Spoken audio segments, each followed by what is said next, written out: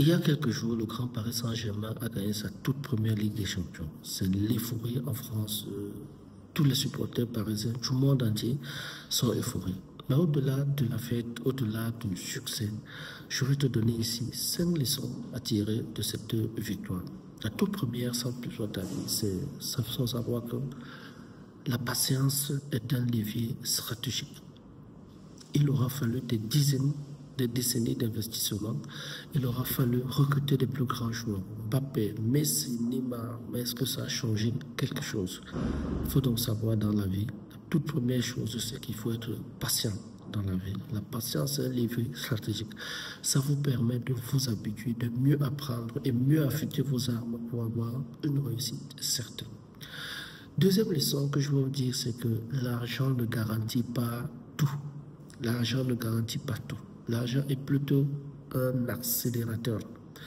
Je m'explique. Paris Saint-Germain a investi des milliards, je l'ai dit tout à l'heure, sur des projets marketing, des signatures de gros contrats, les gros joueurs machin. Mais tous ces grands joueurs du monde là sont passés. Neymar, Ibrahimovic, Neymar, Mbappé, jusqu'à Messi. Les investissements à nul autre pareil. Aucun club n'avait pu franchir ce cap-là. Mais ce n'a pas donné de succès.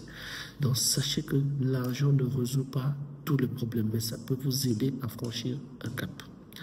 Troisième leçon que je veux vous dire ici, c'est la nécessité d'un équilibre entre les stars et le collectif. Dans une entreprise ou alors dans votre vie personnelle, sachez faire l'équilibre entre peut-être les moyens que vous disposez, mais aussi d'autres ressources qui ne sont pas que financières. Dans un club de football, il ne sert à rien d'avoir un super top joueur mondial. Il ne va pas seul jouer. Il faut savoir créer un collectif. C'est le collectif aujourd'hui qui a fait en sorte que Paris Saint-Germain arrive à avoir ce succès. Déjà même qu'on a vu 3 équipes qui ont appliqué ce collectif-là. Il y a eu Paris Saint-Germain, il y a eu je veux dire l'Inter de Milan. Mais tiens, il y a aussi Arsenal. Ce sont ces équipes qui ont démontré le collectif au service du football. Aujourd'hui, les top stars, les Golden Boy, oui, c'est important, mais ça ne peut pas tout résoudre, ça ne peut pas résoudre tous les problèmes. Voilà. La quatrième leçon que je veux vous dire, le sport est un outil de soft power. Le sport, c'est un outil aujourd'hui qui permet aux marques de se positionner à travers le monde. Vous n'avez qu'à voir les marques qui sont derrière le sport, que ce soit les Qataris. Le sport a permis aujourd'hui qu'on connaisse les Qataris à travers le monde. Que les Qataris arrivent à implémenter, à imposer leur vision du monde, arrivent à rejeter certains concepts aujourd'hui qui sont banalisés. Je vais en citer comme ici. Le sport, c'est un outil de soft power, c'est un outil de diplomatie, c'est un outil, on connaît Paris Saint-Germain aujourd'hui à travers le monde à cause du sport. On connaît les Qataris aujourd'hui à travers le monde à cause du sport. Rendez-vous. Les investissements au Paris Saint-Germain étaient en préparation de la Coupe du Monde qui s'est tenue au Qatar il y a 2 ans. Rappelez-vous, mais personne n'avait compris que lorsque les Qataris arrivaient au Paris Saint-Germain, leur vision était plus grande. Donc le sport aujourd'hui, à travers ce software, et pour défendre la Coupe du Monde, ils ont utilisé les plus grandes stars du monde, du football, de la France même. Okay.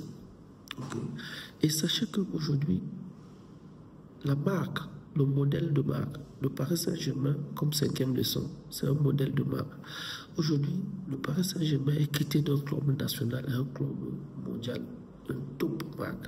Les signatures peut-être avec Jordan, les collaborations avec les marques de mode, les tournées mondiales. Le Paris Saint-Germain est arrivé à être un club plébiscité à travers le monde. Je veux donc vous dire, ces 5 leçons-là, ce sont des leçons que chacun peut adapter ou alors imposé dans la vie. Je me résume, la patience.